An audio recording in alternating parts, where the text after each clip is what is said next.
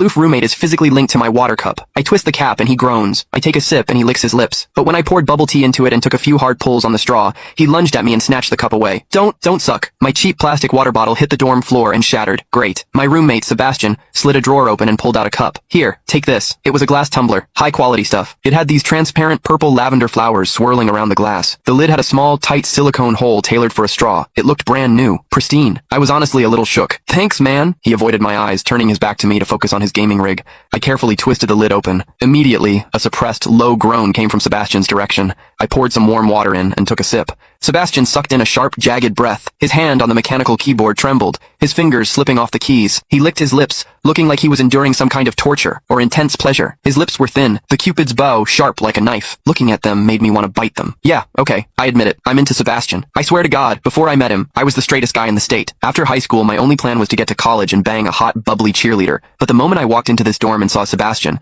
that plan went out the window. 4 years of college and he's the only one I want to mess around with. But I couldn't tell him. No way. I was terrified that if I spilled my guts, we wouldn't even be friends anymore. Because Sebastian is straight. Like, painfully straight. Only 2 weeks ago, he turned down a senior, a varsity swimmer, total stud, who asked him out. After that, Sebastian came back to the room and sat at his desk with a face like thunder for hours. The guy must be a raging homophobe. Maybe it was because the cup was a gift from my crush, but that warm water tasted sweeter than usual. It had a weirdly good aftertaste. I grabbed a straw from my desk and shoved it deep into the hole on the lid. The second I did, a strangled moan ripped out of Sebastian's throat. He bolted up and sprinted into the bathroom. Weird. We were just gaming. Why the hell did he suddenly need a shower? He didn't even grab a change of clothes or a towel. My hearing has always been too good for my own good. Through the thin bathroom door, I heard whimpery, muffled sounds. Soft, hot, suppressed. As a dude, I knew exactly what that sound was. He was jerking off. When I get horny, I usually wait until lights out and hide under the covers like a rat. But Sebastian, it's the middle of the damn day and he just goes for it? Talk about high testosterone. Sebastian is gorgeous. He's got that cold, don't touch me vibe, but his eyes are sharp, almost like a fox. He looks like a priest who's secretly a sinner, tempting as hell. I've heard people say his smile is killer,